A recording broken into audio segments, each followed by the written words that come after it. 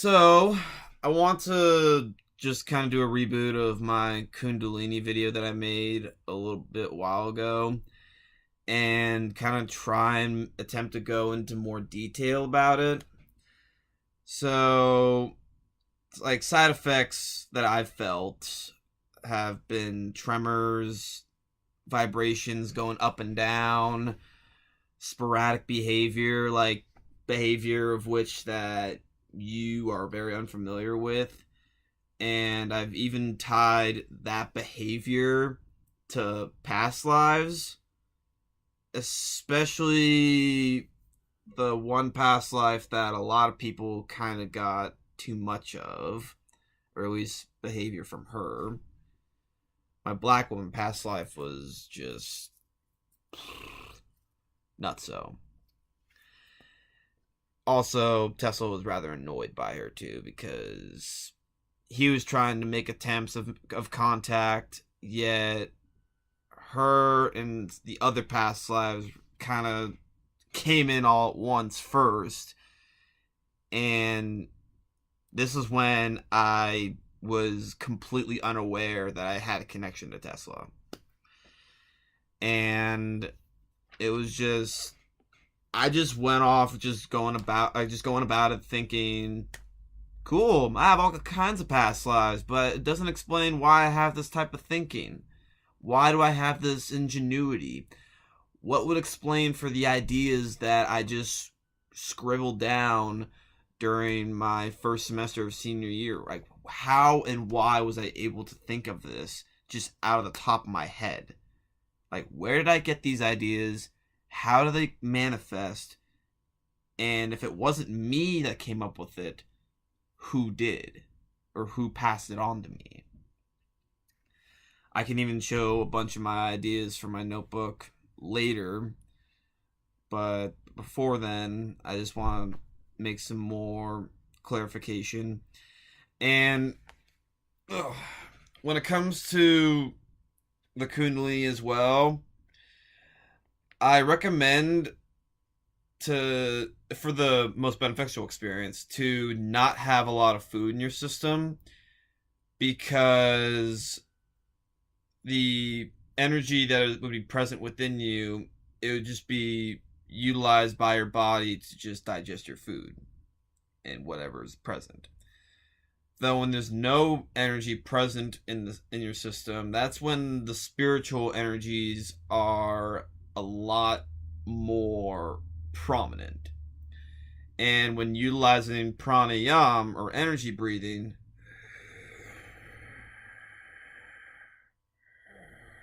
where you have to actually, it's like kind of like breathing through your diaphragm. I'm not sure how to word it, but it's a very different way of breathing. Instead of like just breathing oxygen, think of it as like taking in like the energetic particles that would be similar to ether present within the air with it.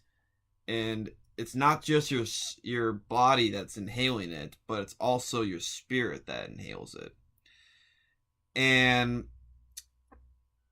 Tesla refers to the Kundalini as either the serpent or the etheric control switch of the human energy body. And in his article, The Problem of Increasing Human Energy, he even made mention of how you have to maintain mind, body, and spirit. And I've also done research where a more vegetarian diet would be much more beneficial spiritually. And I've actually have experimented with a vegetarian diet as much as I could, at least, and for a week, or for like a week, 1 week, and then break a week again. And I've noticed some very big differences. Recently, I haven't really been maintaining a vegetarian diet, and I've noticed some differences in my third eyesight and being able to meditate and trying to get myself in tune. And also, I've noticed that I've been eating a lot more as well, which would also explain why the energy isn't as effective.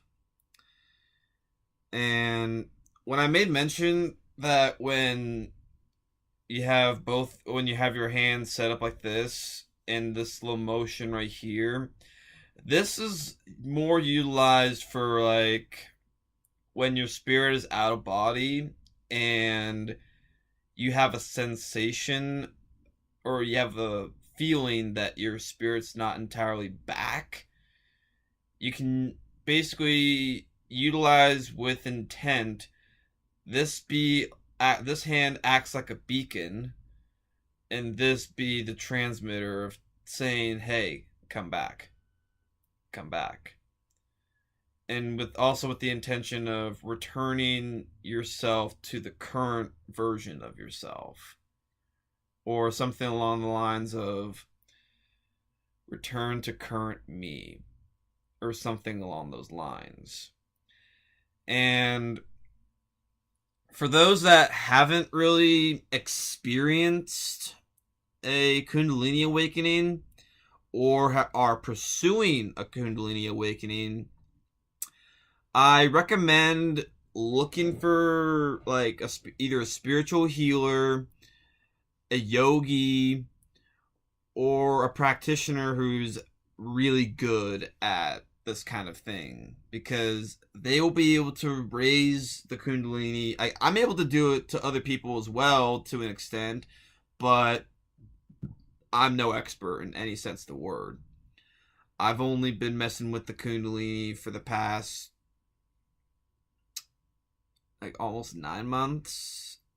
So I might be in a more advanced state, but my knowledge is still somewhat of beginners, but I still have a decent understanding.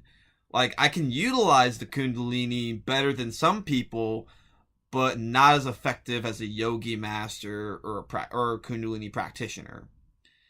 Kundalini yoga is also recommended. Yoga of any kind, really, that utilizes pranayama. You can even look into meditations that are specific to raising the Kundalini energy. And some of the abilities that I've gathered, also known as powers of the Siddhi, or the Siddhi, is like remote viewing, like just closing your eyes and I can see my bed form, I can see my TV form, the arm of my futon is starting to form right there, the glow of my computer is starting to form with like the rectangular shape.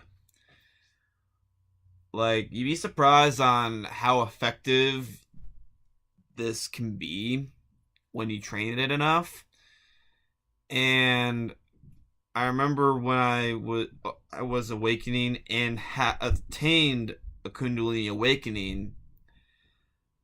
The day that it happened, I was in meditation, and I remember sitting there for a brief moment. Then I saw my body form. All the chakras appeared out of nowhere. Then 2 snakes popped up from underneath and then just went whoosh, whoosh, whoosh, whoosh, whoosh, whoosh. Then the entire body that was sitting there went just blue, and I felt like that I was on ecstasy for like 3 minutes. It was one of the most euphoric feelings that I ever felt. Something that you'll never be able to get from drugs of any kind. I guarantee it. I've done my fair share of experimenting with drugs like these, but spiritually, trying to compare the two, it's a night and day difference. One is kind of forced by just chemical reactions, whereas one is kind of like it's a more natural chemical reaction with the spirit interacting with you. Another thing that the Kundalini can work with as well is it can traverse through your nervous system. And traversing through the nervous system, it also kind of reconfigures it to not only align with the nadi of the spirit, but it also allows for your nerves to handle a large amount of energy, of Kundalini energy, or just nerve force that's converted from Kundalini energy to just run through your body. And Kundalini can also feel like adrenaline that's just immediately activated, or like a natural form of pre-workout, or honestly, you can make it feel however you want it to feel. It's just a matter of intention. But, oh, I forgot to mention as well, Reiki, I learned as well. It would also explain why I'm able to feel like energy just all around the hand, and it goes through, and it gets kind of cold too. Like, even if my hand was like warm to begin with, like if someone was to put their hand right over the top, they would be able to feel a sensation. And if they were to place it on my hand, they would feel that my hand's gotten cold. So, anyway, I'll go into detail about Reiki another day, but I feel like this is enough information about the Kundalini for all of you to ponder on your free time and to take it how you wish.